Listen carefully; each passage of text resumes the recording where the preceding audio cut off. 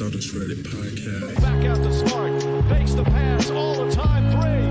Bang! It's Williams three. Lobs it up for Robert Williams. Shouldn't he go? Jaylen Brown. Tatum. Durant, the long reach. Tatum crossover, pull-up jumper. It's good. 50 points for Jason Tatum. And welcome to the Celtics Reddit podcast. Ben Vallis here. Thank you for joining us. Hope you're doing well. There have been a few little news nuggets over the past week or so. Gallo was seriously injured, then he wasn't, then he was again. Donovan Mitchell has been traded to an Eastern Conference foe, and suddenly there's a lot of Carmelo Anthony to the Celtics talk as well. Joining us as he often does, Wayne Spooney. Spoons, how you doing, sir? Doing all right, Ben. As you folks down in opposite land may not know, it was Labor Day weekend this past weekend, which is the unofficial, official end of summer. So I'm lamenting that and very excited for football to start this week. Yes. Yeah, absolutely. And a great way to see out the summer season there as well. Right. And of course, as I kill our intro music here, Jake Eisenberg, back for another one, mate. Jake, how's things? Yeah, good. Nursing an unexpected hangover after a Tuesday gathering last night after work, but I'm feeling good. Nice. Well, look, quick note to the listeners out there. We were obviously on this amazing trivia run of trivia shows. We've had 3 rounds so far. We're all poised to do the grand final of the trivia show.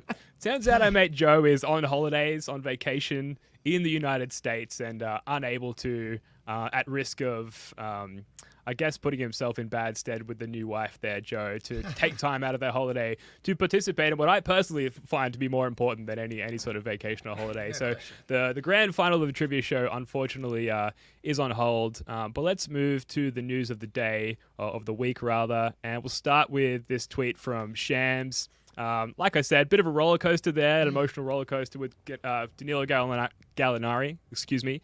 We thought initially it was just a torn meniscus, although initially, based on the footage, it was clearly a torn ACL. Now the news, unfortunately, again, is that it's an ACL tear for Gallinari, the same that he tore in 2013. And while fans have universally celebrated the Brogdon acquisition, some including Wayne Spooney, have shrugged off the Gallo signing.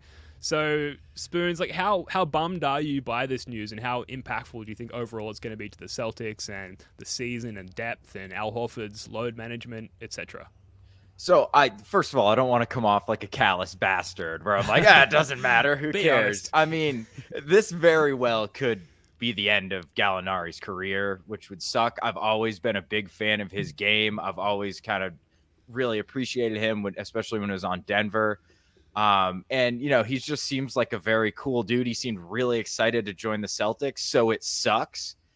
I think from a basketball standpoint, I think I was higher or lower rather on the Gallinari signing than a lot of the fan base and a lot of the analysts. I think that you can find look, we were expecting 15, 20 minutes out of Gallo in the regular season.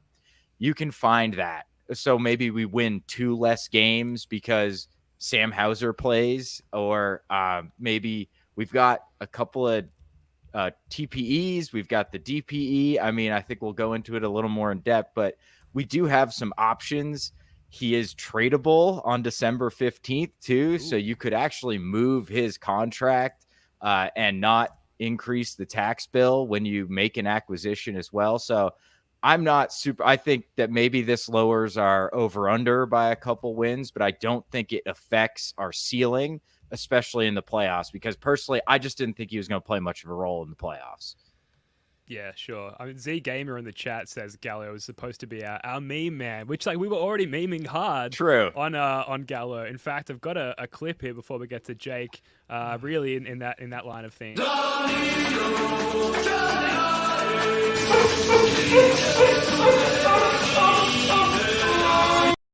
Jake, is this a crying in the shower alone situation for you? Like, where are you at compared to Spoonie's take on the Gallo situation? I was so excited to sing that song all year.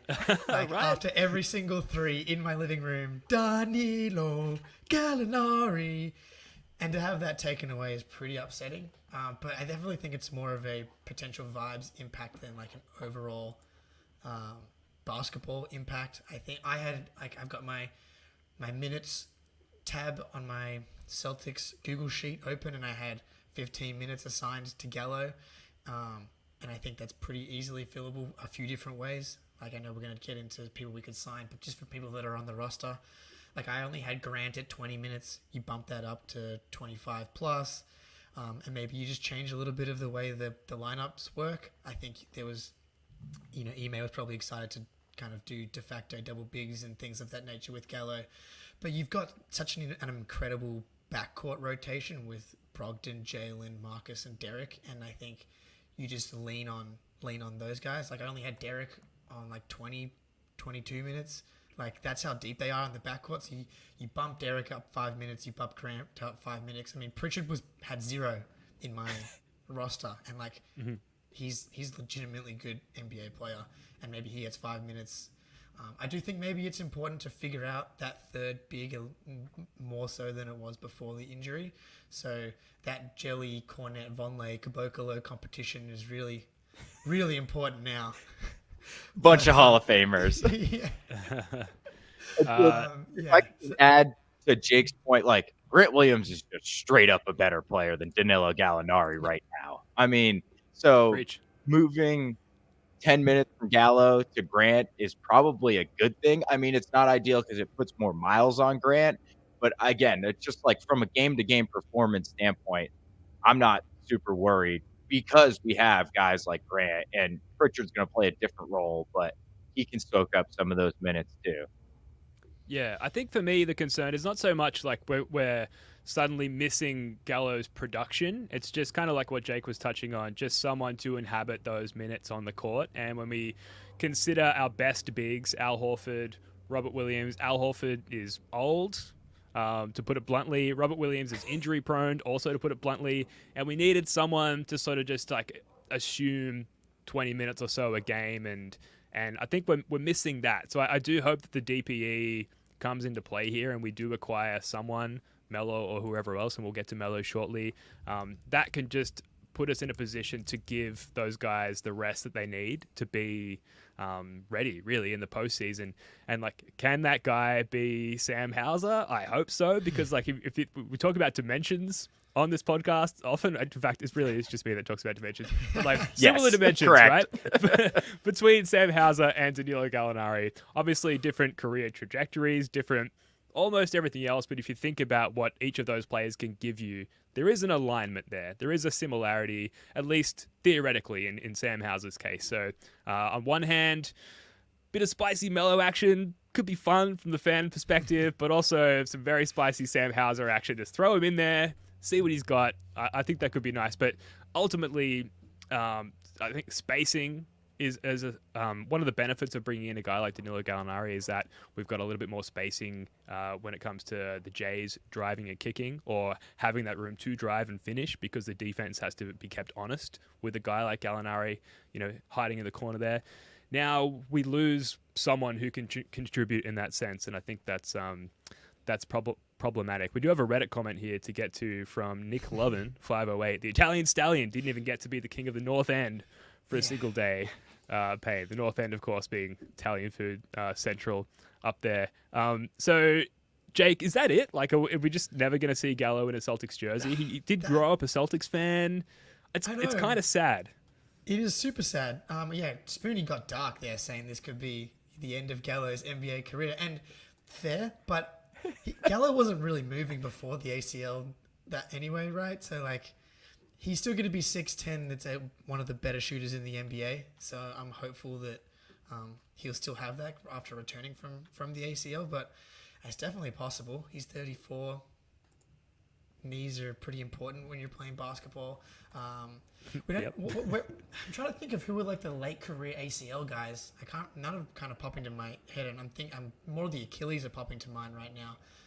But the ACL is an injury that sports world seems to have figured out more or less over the past like 5+ years. So hopefully that's something. I mean, that would be sad. He was so stoked, and man, I know Ben before we hopped on is like having visions of this leading to more. And I mean, like the picture of Gallo holding the jersey and Brogdon holding the jersey. The last time we had an off season like that was the Kyrie Hayward thing, and we lost one of them. At least Don't say Hayward that. How'd that work out? At least Hayward got 5 minutes in. Jeez. Yeah, tough. Yeah, pretty brutal. Spoonie, any other takes on the Gallo situation before we move on to like how we might replace his production? No, I just think the problem why I'm so low on Gallinari coming back and even being a contributor next year is he had already lost a step.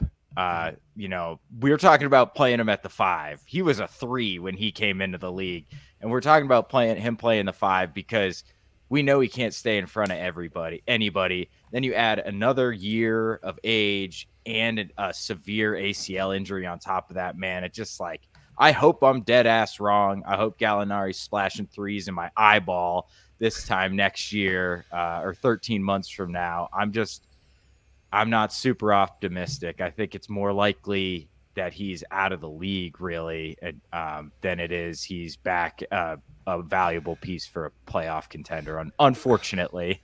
Yeah. Oh, man. It is so unfortunate. Like, we've obviously played the Gallinari song already. But yeah, what you brought up there, Spoonie, about Gallo being a potential trade piece now, given I think he has a player option next year, which of course he's going to opt into.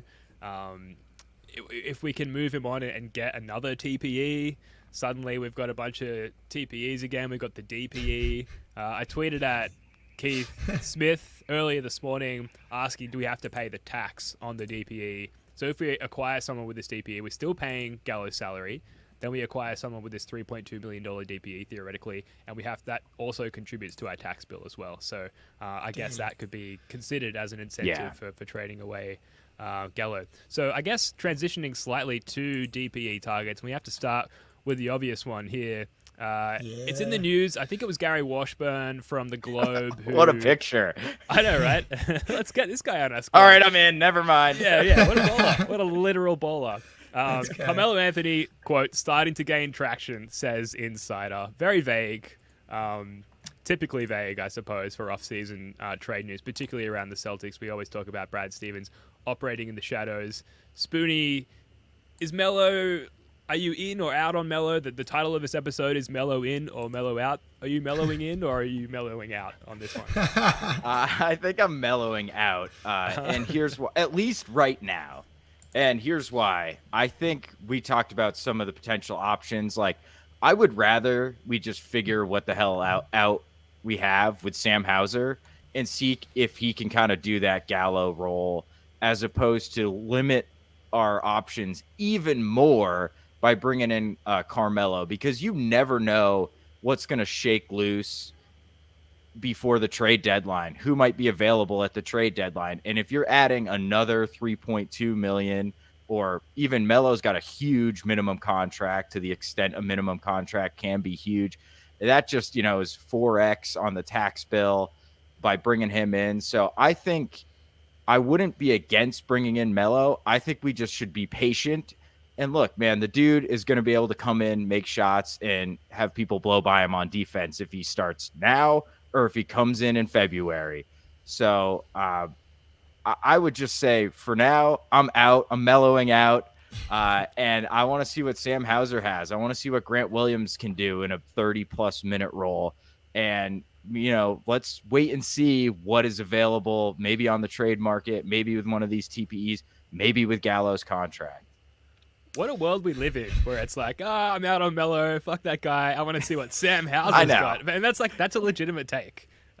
Jake, are you mellowing in or are you mellowing out? Oh, man.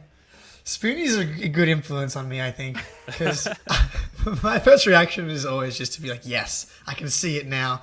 But I think that's a pretty good point on we can bring Melo in or whoever the Melo replacement is. If another team picks him up, like there'll be a version of him around in 6 months. And the higher ceiling move is to see what the young guys can do. Like we know what we're getting from Melo, and I think he can fit that Gallo role relatively seamlessly. I wonder if they prioritize that position by bringing in Gallo, that it's more likely that they do try and bring in someone like Melo just because they had already decided that. Depends on how queasy Wick gets at that extra, and yeah, which is hard to say. Yeah, I'm mellowing in and mellowing out. Like I like the idea of it, but maybe it's smarter to wait and see what we've got. Like if Hauser comes in and like he definitely has a higher defensive ceiling than Melo. I think not saying that he's going to be a great defender. I feel like we don't know the answer to that one still, even because we the limited stuff we saw from him in Summer League. I just don't feel like we've seen how bad or good he is on defense, whereas we know Melo is, again, a traffic cone to our man Z Gamer in the chat here. Yeah, he can be a traffic cone at any point as well coming in. So let's see if maybe Hauser can be like an AI traffic cone at least. Like a little more movement to him. It's got like a light on top of it. Yeah, something. There's workmen around. Yeah. And Melo as a locker room cancer, as Z Gamer in the comments, and shout out to everyone in the comments here throwing in their thoughts and suggestions. Melo as a locker room cancer, like, is there a risk that he's too jaded by his career thus far? And if we talk about, like, who do we want good influences around, right? We want people to have a positive influence on Jason Tatum. And there have been some Jason Tatum, Carmelo Anthony comps in the past. Like, do we want to join those two things together, or do we want to separate them and maybe increase the chances of Jason Tatum to like take his own career trajectory and not be influenced by Melo, who, you know, is a great player, will probably make the Hall of Fame, but like he is unlikely to win a championship unless maybe, of course, he joins the Celtics. Dude, if this was 5 years ago, I would be really worried about Melo. Remember that year he was on Oklahoma City and he was washed and he was just gunning? I would be totally out on that Melo. But I feel like the last couple years, he's really like realized I just need to make open shots and then sort of try on defense. What's up, my guy Tom? Good to see you, man. Thank you for stopping in. So I'm not super concerned about that. And I think Z Gamer's right that like, I do kind of I get that he's cheap enough that you can just cut him, but his like $2.5 million salary is going to cost us like $11 million. So it's really not that cheap if you think about it. So I'm not too concerned about him being a locker room cancer though. Yeah, I mean, he did play a lot of minutes though. Even though he accepted his role, he played 26 minutes a game last year. 20, which says more about how terrible the Lakers roster was. More than Gallo, I'm pretty sure. Yeah, pretty much exactly the same. Yeah, a little bit more. And then 24 the year before that. So, like, even though he is accepting his role, he's still been used to playing 20-plus minutes a night, which he wouldn't be getting on this team. That being said, I do strongly believe in Udoka's ability to just call him a bitch and he'll fall into line. Right. Otherwise, Udoka will just fight him. That. Yeah, like... Udoka will fight you if you don't just get along. And so I believe in Udoka's ability to create good vibes by force if he needs to. Yeah, good vibes by force. That might be the secondary episode title for this one. A couple of Reddit comments here. So from, this is too small on my screen. I want to say Flandashes. They say, honestly, why not at this point? If he accepts his role, his skill set will be nice. And a follow-up comment by Hooray Pizza Day. They say, he's been accepting a bench role for like 4 years now. I don't really see why that's even a question. And then secondary, obviously a lot of opinions on this flying around the internet, particularly on Reddit. Aspizzi says, Gallo isn't a great defender, but he's huge and can move for his size. Melo is one of the worst defenders ever at this point. He won't be able to stay on the floor. And then a sensible follow-up here by the OP on this thread that they have very similar defensive ratings. Melo's is actually better at 114.0, not great, while Gallinari sits at 116.5. most recently. So there you go, the superior defender, Carmelo Yeah, Anthony, when compared and- to Gallinari. I love how there are people that had kind of can talk themselves into Gallo's defense because he's big. Like Yeah. Atlanta had one of the worst defenses in the league for the whole time that he was there, and that he was a big part of why. Like you're not losing anything by trading his defense for Melo's defense. I don't think. Yeah.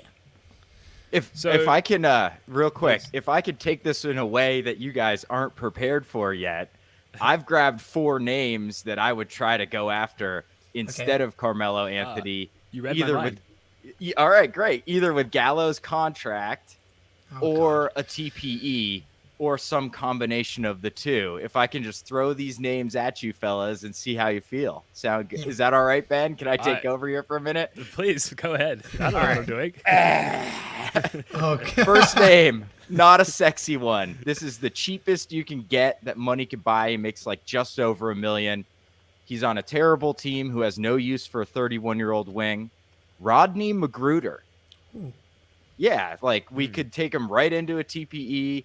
We could even move one of these, like Luke Cornett makes more money than he does. So we could technically send Cornett out and bring him in and actually save money. Although we might need Cornett as a third big. But I just think, he's a wing that can play 10 minutes a night and you're going to be fine. Where do you guys sit on Rodney Magruder? Currently Googling Rodney Magruder. I was gonna say, like, where was the most? Kind of shoot. He's okay at shooting. He's okay at defense. He's not really good at anything. It depends on what we want, I guess, from that slot. I guess depending on how you viewed Gallo, was he like wing minutes for the Jays, or was he big minutes? Like I was kind of thinking more power forward style. But where did Magruder even play last year? Did he even play? Was he on the Clippers? Okay. Yeah. I didn't watch a lot of the Clippers last year, but he didn't play a lot of minutes, right? He played 2. He started 2. He played 51 minutes, 51 games. All right. I missed the Magruder experience last year, and the Clippers were solid. Yeah. He's fine. And he's That's all you need at this point. Yeah. exactly. Should we trade? Should we trade names? Yes, please. Oh, hell yeah. Yeah, please. I got a few 3 as well. more.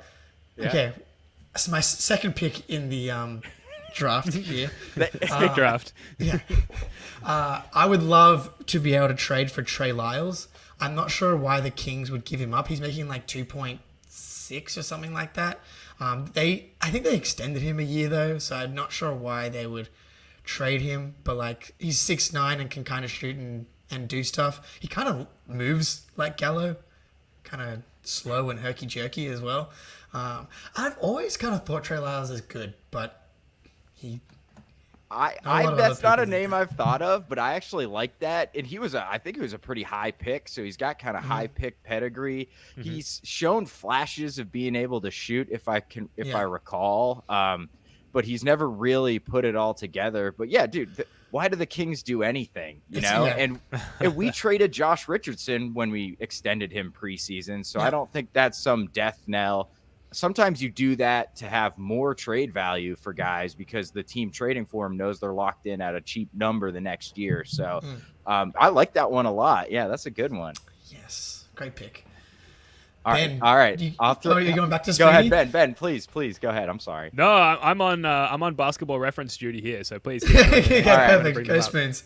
Okay, so we're a young team. My next 3 are all young guys that I think could absorb minutes, but also have some upside left in them. This guy makes $1 million a year. He's on Houston. The only problem, he's young. They're young, but they have a ton of draft picks coming up. They have a ton of guys at his position. Kmart Jr. Ooh. Yeah, he's a biggish wing. He's like a 6'8" power forward. He can shoot it a little bit. He's an absurd athlete. Not Kenyon Martin. Kenyon. Yeah, Kenyon, not Kevin. Yeah, showing my knowledge here. I like him. Yeah. I mean, I like having someone that can do kind of what Rob does on offense a little bit. Having like, he is an insane vertical lob guy. I know Rockets Twitter really love him, so I when I see any like off-season clips and stuff, like Rocket fans are high on what he could become, which is a classic how you feel about super athletic young wings. You're like, if they develop this, and this, he's going to be incredible. The Jeff Green hypotenuse, which is a workaholic reference. I know what the difference between a hypotenuse and a hypothesis is for people who don't know me.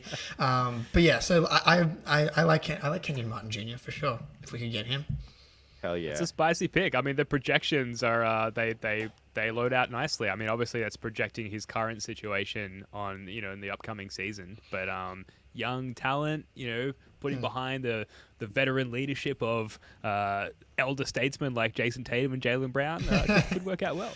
Yeah, clear room for Şengün to get more minutes. I can see that for the Rockets. Şengün is the pillar of my fantasy team, so I'm 100% behind that move. Well, and they've got Garuba too, who's also a power forward who didn't really play last year, but they used a high pick on him. So, I mean, who knows, man? I don't know. I tend to agree. Z-Gamer says, I don't know why Houston would trade him because he's young. I probably agree with that. But, if we're trying to hunt for bargain bins here, instead of Carmelo Anthony, you got to start thinking outside the box a little bit. Who else we got? What other names you think?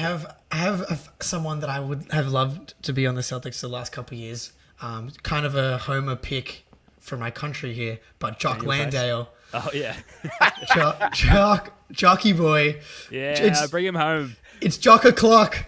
Let's go. Look at that Aussie face. That's very an Aussie Australian. face if I've seen one before. He kind of do a little bit of everything. He's a smart player, can pass. He's got a little bit of defensive versatility. Can shoot it a little bit. I think Udoka would really like him as a guy that's got high basketball IQ, can fit in, good cutter. Boomers breed smart, do everything players, and so that would be. I knew you wouldn't pick him, so I saved him. He's a twig on the Popovich coaching tree as well, similar to Trey Lyles. Also has some Popovich experience. He's what we hope.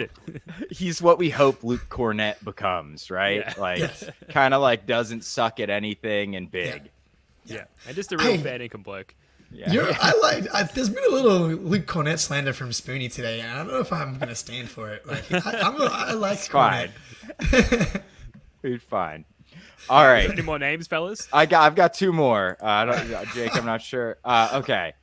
Do you want me to just throw both of them out there, or Jake, do you have one more? I got one more as well. Okay, perfect. All right. 6'5", 6'6" wing, kind of a do-it-all type. One season, he shot 42% from three, and then he shot 30% this year. So I choose to believe he can shoot. He's on the last year of his rookie deal. He's 25, so he's on Oklahoma City, so he does not fit the timeline because he's not a literal teenager. Ty Jerome played at Virginia. Ooh. Smart player, not a great defensive player, but again, just another big-ish wing with some point guard skills that can shoot it a little bit, that won't kill you in 10, 15 minutes. I really don't think he's in their plans. He makes $4.2 million, so if he fits in a TPE, or he could include that Melo contract or the Danilo contract and save some money. So, dude. I swear he's never missed a three against the Celtics. Agreed, I swear right. every time we play him, he's cooking from deep too. So, yeah. The Greg Monroe effect. Yeah. Right. I want to believe he can shoot. I'm not sure he can, but I think he's cheap enough and would be a cheap enough trade piece to at least see. Why not? Let's try it. Is he a bigger risk than Melo? I'm not sure. Melo's 40. Mm-hmm. Yeah, he really is 38 years old. Yeah, he's one of the few NBA players who is older than us. Yes, correct. Which I think is a tick in the pros box. Someone we can look up to as older fans. Get Melo on the team. He's still getting it. It's inspirational for our rec league careers. Jake, any other names? I do have one name for you before we go move Ben. on. Well, it's all right. Let me just type it in here so we can see the stats. I believe this is still an active player in the world. I don't know. I heard he once was Player of the Week. Former Eastern Conference Player of the Week, Celtics legend, and figurehead of our trivia series, which you should check out on our YouTube channel if you haven't already. Couple of DNP seasons there, but okay, he played in other leagues. most recently dominated in New Orleans, and I think as far as Most recently? we're looking for end of the bench sort of caliber player, a vibesman, if you will, a professional vibesman. I think we can go for a guy like Jordan Crawford, just to round out the good vibes. I think he'd pair nicely with Grant Williams. Maybe they play some Settlers of Catan together on the plane. Maybe add some civility to the games played on the plane ride there. Jordan Crawford is my very, very unofficial and satirical choice. Any thoughts? He shot 57% from 3 last time he was in the NBA. Sign this guy. Yeah, right? Someone clip this and send it to Brad Stevens. All right, enough from me. Jake, who else you got? One I think kind of came up when we were doing the big man signings beforehand, but I still don't hate the idea of LaMarcus Aldridge. I know Spoonie likes guys that can actually play defense, but I think a guy that at least we know can do one thing well. So you come in, play 10 minutes, knock down like 3 mid-range buckets. A vibesman, I think he kind of fits into that category. He's got the Portland connect with Udoka, another twig. Oh, no, maybe not a twig, a branch from the Popovich tree. Spent enough time there. A fallen piece of rotten fruit, I think, from the tree, maybe. Yeah, look, we're hungry, man. We'll We'll eat anything. I'm not above ground fruit at this point. Here's what I like about Aldridge, maybe more than anyone we've talked about, is he can play center.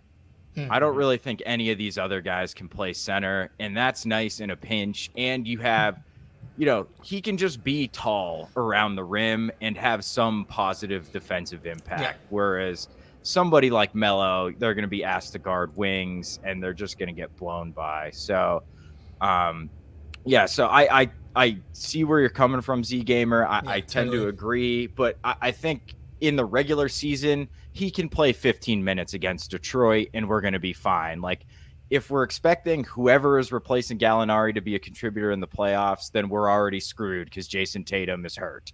So I actually I like Aldridge. That's a good one. Cool.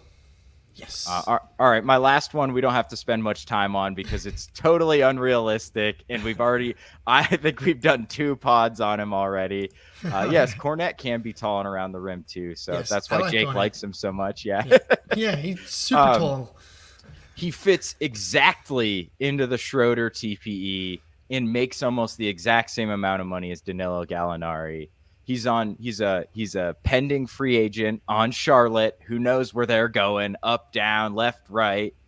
That's PJ Washington. Yes. I think he's an out replacement. I'd throw the picks at him. 2 picks, 3 picks, swaps, whatever. Take it. But just take Gallinari's contract off our hands, and then we can extend him.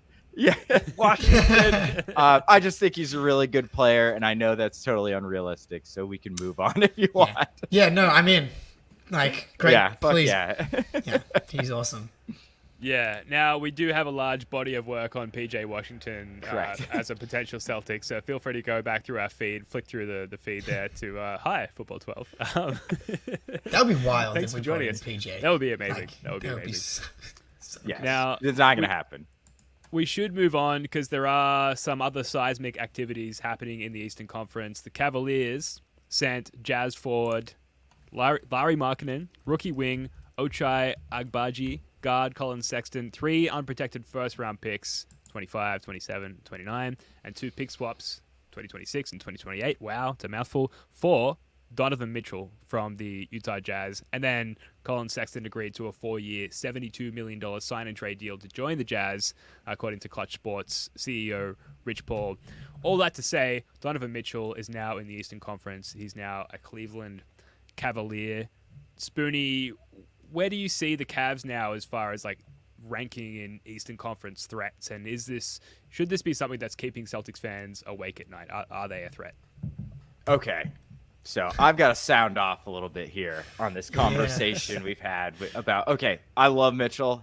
I drafted him in my fantasy league, in my keeper league as a rookie, my last pick. He's been on my team ever since. He's a great player. I hate his fit next to Garland, but you think Mobley and Allen can maybe cover for those guys. But I see people listing the Cavs roster like it's loaded 8-10 deep. Like, why are we pretending Isaac Okoro is a good player? Why are we pretending Kevin Love is a good player? Why are we Karis LeVert? I'm sorry. He sucks. He is not a winning basketball player. He is like a worse version of DeRozan where he's not efficient enough, but the only thing you can do with him is give him the ball and get bad mid-range jump shots off. Like, he's just not good. I would not want him if I was trying to build a winning team. And Ricky Rubio is coming off a massive injury, and he's in his mid-30s too.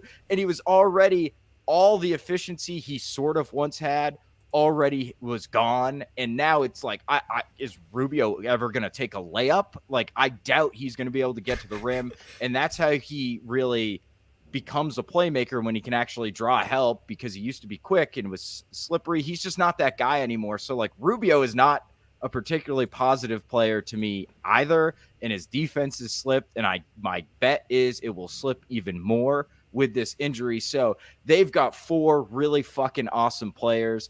And then I am not impressed at all with the Cavs, what they've got behind those guys. So the Cavs are going to be much better this year than they were last year. I think that's mostly because Jared Allen, you think, will be healthy, and they sucked when he got hurt. So I think they've moved up. I think they're in that like Hawks sort of like 4-5, maybe win a playoff round type of team. I do not think they've catapulted themselves into like the Milwaukee, Philly, us tier. And Mitchell, like, until Donovan Mitchell shows he was just not fucking caring in Utah and can actually still play defense, like, I'm not super worried about the Cavs. Like, you should be able to get dribble penetration, drag in their bigs, and, you know, get that drive and kick game going, which is what all modern offenses feed off of. So, well, I think they're better. I do not think they're like some super team the way I feel like people have been talking about them. Yeah. Dude, yeah, this is good, because I feel like the total sentiment has been like 98% incredibly positive for the Cavs. And one piece of it as well that, I mean, I think maybe I'm a little scarred from the Kyrie experience, but, you know, we only gave up the pick that turned out to be Colin Sexton, Crowder, and Zizic. They gave up half of their depth, a lot of the depth that I actually really liked. Like, Lowry's a good player. Baji people were really high on him becoming like a rotation player. Yeah. And now, and this is like 2029 was the last pick. Like, Donovan Mitchell has an extra year than Kyrie did on his deal, but there's a very real possibility that Donovan Mitchell just leaves in free agency. Like, even if he's not asking out or anything like that. And then by that time, Mobley will be like 24. And I feel like we've gone through this with Tatum. Like, we've kind of wished that we had 26-year-old Tatum for the last 3 playoff runs. And like, they're going to be in the playoffs and people are going to be, oh, Mobley, he's doing this stuff at age 21, 22. Similar to Anthony Edwards' trade, actually, in the sense that, like, we've got this budding superstar. Yeah, budding. It's coming down the line in like 5 years. Like, that's going to be the time when you're going to have a real shot at doing anything truly great in the playoffs, is when Mobley's into that 24 minimum age group. Yeah, the Donovan Mitchell defense thing, like, I don't care who you've got back there in Jared Allen and Mobley. Rudy Gobert is one of the best rim protectors the NBA has ever seen. And when it got to the playoffs, it just didn't matter because they were getting torched. And then you've got 2 guys out there. And you're like, oh, don't worry, they've got Okoro. Okoro can't play offense. He's like Thibault. It's like, he's worse. He's worse than Thibault. Yeah. It's like, you can't play guys that are negatives on one end or the other. And I think Zach Lowe's stat of Okoro took more wide open threes than any other player in the NBA last season. It's because he shot 36% on threes, but on the most wide open shots in the NBA. Like, you can't have that in the playoffs. It's just going to make them too easy to defend. Yeah, absolutely. And firstly, like, shout out to user John Tao. We showed this comment on the screen earlier, but for those listening to the audio podcast, John Tao basically lists the lineup for the Cavs. So Garland, Mitchell, Okoro, Mobley, Allen, Love, LeVert, Rubio off the bench. Damn, not bad. I feel like we've debunked that comment with what we've discussed so far. Spoonie, you mentioned Donovan Mitchell as being part of your fantasy team. because in the fantasy world, Donovan Mitchell is productive in all of the relevant categories because they don't factor in being a defensive turnstile. Like, you don't get penalized for being a turnstile in fantasy. And we can say the same for Garland as well. So I'm really just repeating what you guys have said at this point. But for their two backcourt, quote-unquote, defenders to be that turnstile against a team like the Celtics, who have their own incredible defense but have big bodies who can attack those guys on the other end, I don't see them as a threat to the Celtics really at all. And yes, they could get hot in a regular season game. That they could beat us once, twice, 3 times in the regular season. During a playoff series where we can appropriately scheme against a team like the Cavs with 2 shithouse defenders like Garland and like Donovan Mitchell, I don't see them as a threat at all. So while this is fun, we love to see big names traded, across conferences and across different teams. I don't rank them in sort of the threat count for the Celtics going into next season. Yeah, Jake, you made real quick. You made a great point, and something I've been thinking about a lot recently is like, what are these teams doing with these young stars short-circuiting their rebuilds? Like, I agree. Yeah, Minnesota just did the same thing. And the Knicks have like gone from being a fun, interesting young team to like step by step undermining that at every step they can. Like, they traded the 11th pick in the draft to get off Kemba Walker and included Alec Burks. Like, dude, just eat Kemba's contract for another year. Is Jalen Brunson really the difference for you guys? Like, just let Barrett and Quickly and this Grimes kid everybody loves, and like they signed Hartenstein, who I really like and is a good young center. Like, just let these dudes blossom together. Yeah. But instead they're like, oh no, Barrett, you're never touching the ball again because you're playing with Julius Randle and you're playing with Jalen Brunson. And it's just like, just let these guys grow, man. You just saw 2 homegrown teams play each other in the finals, and it's like these teams can't help themselves. But in the case of the Cavs, don't you think that they need to make those moves for superstars when they present themselves, because they're not really getting them any other way unless it's a miraculous draft pick with LeBron James? Like, they have to make those moves, right? Mobley is that guy, straight up, period. I think, Jake, you were hitting on it. Like, in 4 years, Mobley will be a superstar, but Donovan Mitchell might be gone by then. You don't know. That's a massive risk, and now you have no draft picks. Yeah, dude. Danny Ainge. He probably wished he would have traded 1 or 2 of those picks that turned into Neesmith and Romeo, but the fact that he was able to kind of hold off on. It's okay. He's right. I'm at the acceptance stage. I keep forgetting to be a little gentler when mentioning Neesmith. Okay. But he didn't pull the trigger on the Jimmy Butler and the Paul George trades, which I think have turned out to be the correct decisions.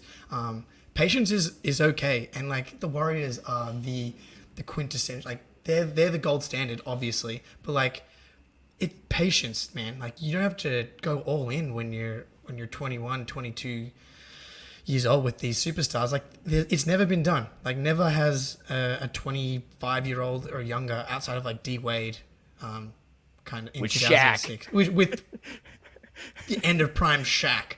Yeah, exactly. So, but I do get the point of like that you got to take a shot when the shot presents itself. But like, the shot presents itself like multiple times per year now. Like, whether it's Brunson, obviously not the same level as Donovan Mitchell, but like every year there's 1 or 2 stars that seem to be getting moved if you're willing to pay the 5 pick price. So maybe just a little early, in my opinion. So the resounding consensus seems to be, whatever between those teams, a little bit confusing as to why you would make those moves and deviate from your, current path. But from the Celtics perspective, we're not concerned. Am I right in saying that? Correct. Yeah, definitely. Dude, those guys are going to just tear those dudes apart kind of on both ends, I think. Hell yeah. Yeah. So we should move on to some other news. Just barely scraped into the run sheet for today's pod. Yes. Montrezl Harrell, as I was told by Spoonie to pronounce. The Sixers The headline is here, put a bow on successful offseason by reportedly signing Montrezl Harrell to serve as a backup center. Obviously overcame the charge of possessing a large quantity of otherwise legal substances. We won't go into that. But now he's a Sixer. He's not a very good defender. He is like a hustle guy. He is a culture guy. He's a former Sixth Man of the Year. Jake, do you see, again, looking at it through the lens of what affects the Celtics, do you see this signing as threatening to the Celtics' title hopes? Yeah, and I think I saw Z Gamers talk about how we're underrating the Sixers additions. I love the Sixers in the... I should never use those two words in the same consecutive because I don't love the Sixers. I hate the Sixers, actually. But the regular season, one of their over-under of 50.5 is one of my favorite bets on the board. I think from a regular season point of view, they're going to be really good. Yeah. It's in the playoffs where I have concerns about what the Sixers are able to do. But James Harden in good shape. Melton, great fit. Tucker, great fit. Assuming he's able to keep Father Time at bay. And then Trez, I mean, Morey can't help himself, similar to Brad in the sense of giving back players that James Harden's played with, because he played for the Rockets as well, right? Yeah. And Trez is a great pick and roll partner. Like you saw what Trez and Lou Will did with the Clippers, and they were like borderline unstoppable. I'll never forget that Warriors Clippers series where Kevin Durant had like 48 to put them away, but Trez and Lou Will were kind of tearing the Warriors apart a little bit, and Harden is one of the best pick and roll players of our generation, and giving him someone that can give Embiid a rest and buoy those second unit lineups, I think is a really big deal, and it's going to help them in the regular season. But then when it comes to the playoffs, I think it's actually maybe a good thing that for the Celtics, because Doc famously refused to bench Montrezl Harrell in the playoffs when they were going down against the Nuggets.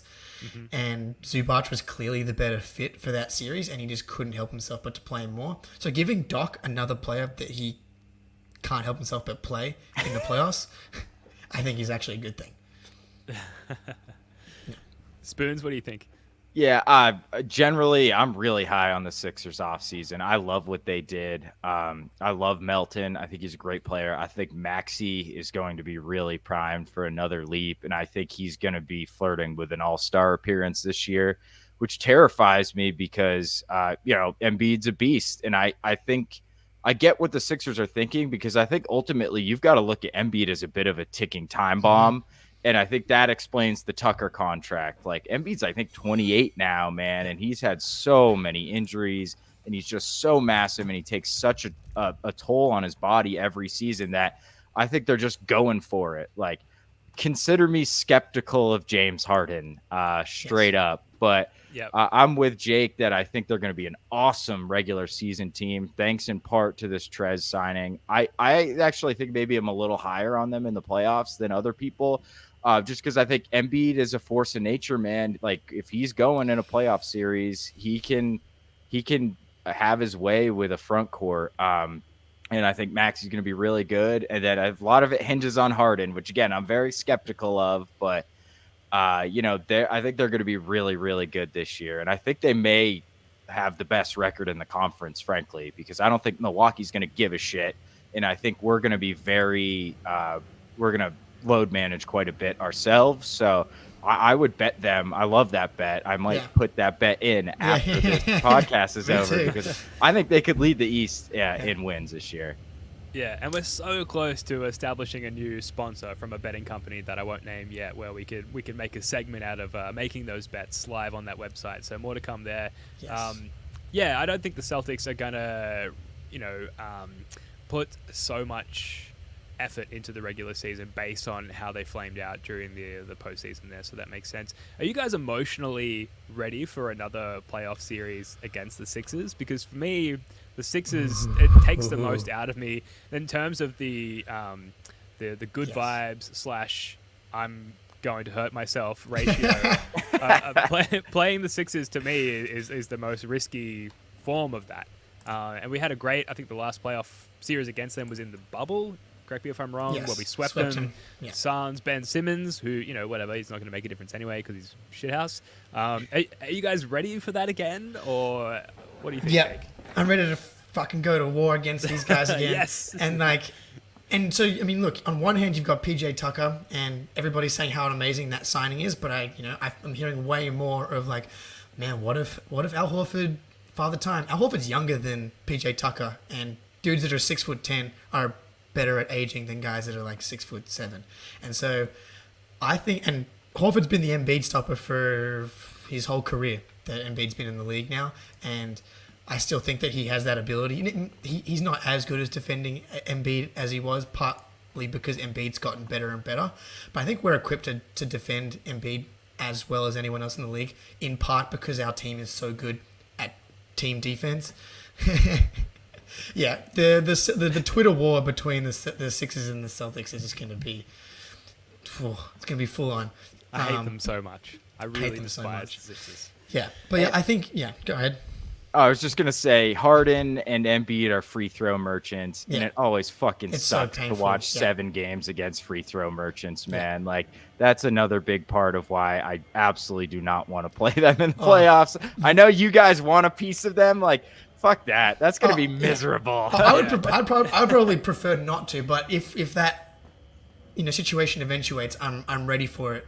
Yeah, okay. Oh man, the Marcus Smart, James Harden, like Zapruder slow-mos after every game of whether or not certain plays were fouls or flops is going to be Yeah, oh god, horrible. pretty brutal. Yeah, but yeah, I think and then just like that backcourt, Maxey and Harden defensively is a question. I think you can wear Embiid down over a series.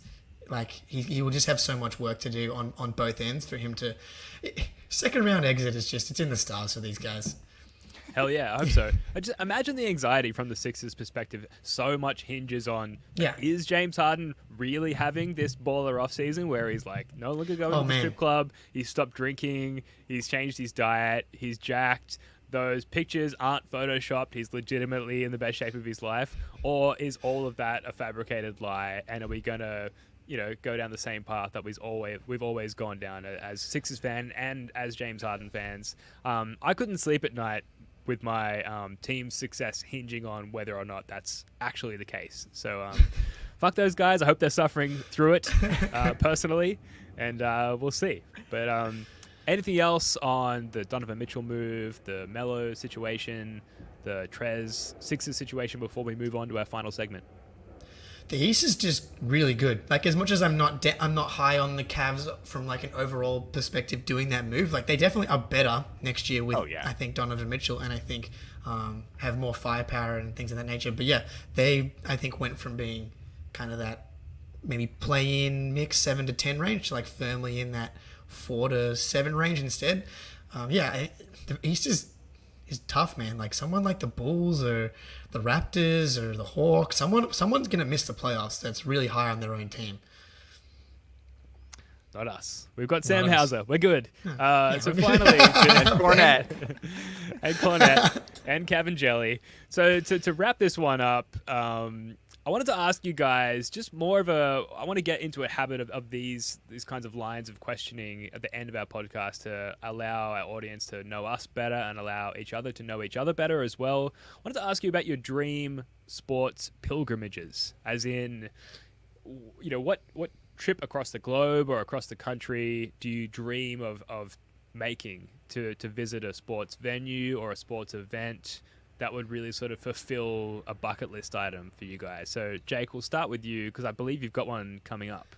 Yeah, I've got one coming up. I've done a couple with my mates in Sydney. We're flying Sydney to Dallas, and we're starting with Cowboys Bengals in Dallas, obviously.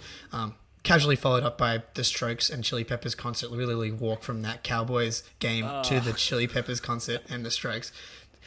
Honestly has like top 5 of day of my life potential written all over it. But so I'm a big NFL fan as well. And we're also going to a Texas A&M Arkansas game, and I know that that's not like the biggest matchup, but college Spoonie, because I'm not a college football savant. Is it at A&M? Yeah.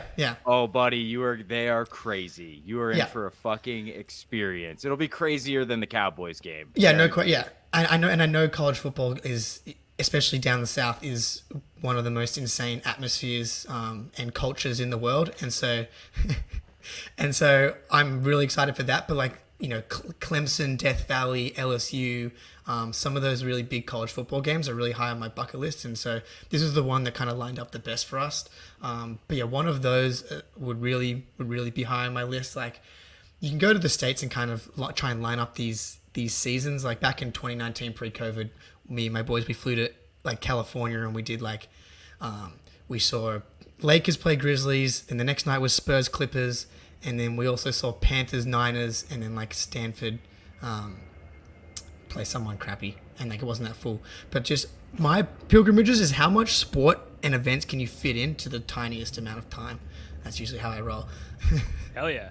Yeah, absolutely. I mean, I guess from the Aussie perspective, like just flying to America and seeing as many sports as you can kind of is the ultimate sports pilgrimage. Yeah. If you're a US sports fan, then just like go there and then decide on a travel radius, and see all the sports in that radius in that time. Whereas Spoonie, you'd have to be a pretty huge rugby league fan to do the inverse of that trip to Australia. I don't know if it'd work out as well. But Spoonie, what are your dream sports pilgrimages?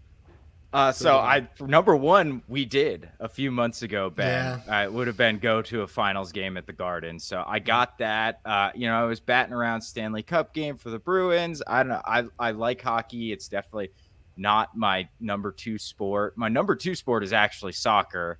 And I'm a big Premier League guy, but my team is Everton, and they're not quite good enough for it to matter. So I would have to say, I think me and my buddies are planning this already, but the World Cup is coming to the United States in 2026. So Hell yeah. I want to go to a men's national team World Cup game. If it's at Gillette, that would be awesome, but I will go. I think they're playing in DC, which is a few hours away from me. So that would be probably my number one men's national team. And if they win, dude, I'll probably cry and drunkenly hug every stranger in that building, dude. That would be so fucking awesome. I'm looking forward to it. 4 years away. Yeah, just like when we went to TD Garden. World Cup's a good one. World Cup's a really good one. Yeah, World Cup was probably on my list as well. And Spoonie, you nailed it. Like going to Boston to see the Celtics play in the finals. I would add to that, but to see them win the finals, I think is what I'd add to my bucket list. So in a couple of years, or maybe this year, if they make it again and they're much more tipped to win it, then I'm going to get myself over there. Stamford Bridge, London, Chelsea. I'm a Chelsea guy. Sick. That's a pilgrimage I want to make. And of course, tough the day Ashes. today. The Ashes. Dude. Let's not talk about that. All right, go ahead. The Ashes at Lord's Stadium in England, I think it's not going to be super relatable to most Boston sports fans listening to this podcast. That's a pilgrimage I think most Aussie sports fans want to make, regardless of their appreciation for cricket. It's like, I'm trying to think of an American equivalent, Jake. I don't know if you can help me out here, but like going to Lord's for the Ashes, it'd be... I always make the equivalency of baseball and cricket, and so like, World Series at Fenway or something like that is kind of similar. Wrigley or something. Yeah, in Wrigley, something like that is how I would kind of explain it. But it's just different, like the rivalry between Australia and England, like going across to the other country, and you have like your own little Aussie section, and like you're singing songs back and forth and things like that with the opposing crowd would be pretty epic. Yeah, and there's so much history, like the greatest ball ever bowled by Shane Warne was bowled in the Ashes. Tell me about it. Yeah, Spoonie knows. There's a great documentary about Shane Warne on Amazon Prime. I highly recommend watching it if you want to learn a little bit more about cricket via like essentially the Michael Jordan of cricket. Highly recommend watching that documentary. Other than that, World Cup and just following the Aussie cricket team around the world. So India, I think, would be a great place to watch a cricket game because they're rabid fans over there. And just the Celtics, right? Like any Celtics game, especially when we live this far away. And, some of us have families, and like Jake, you're getting married and there's work and commitments. And the idea of like getting on a plane, traveling 20 hours essentially, once you factor in the LA to Boston flight, getting to a game, like it's such a heavy lift. And so really for me, like this is no surprise to anyone listening, but just seeing any Celtics game ever is the ultimate sports pilgrimage. So I hope that I have many more opportunities to do that in my life. Spoonie, we had such a good time. What was it, like 3 months ago now? Yeah. But I really hope that I can get that back in the bag again sometime soon. Yep. Jake, you look like you got something to say. One more that we could maybe. I say one more we could potentially add is I would love to do summer league with you dudes at some point. Like I've never done summer league, obviously, and so just going to Vegas, maybe sometime in the next couple of years, but like maybe the next time the Celtics are rebuilding in 2030 and we have several draft picks and we're cheering on the Deuce at summer league. Ronnie James. That's the dream. Just play cards all day, record a podcast in the penthouse suite at night. Yes. Check out some of the games. Cool. Well, look, if you're listening and you've got any more thoughts about sports pilgrimages, any critiques about our own, please let us know in the comments, either right now in the live stream or on the Reddit post. In the meantime, that's going to do it for this one. Thank you so much for listening. Shout out to everyone who joined us on the live stream. We really appreciate your comments and your insights during the show.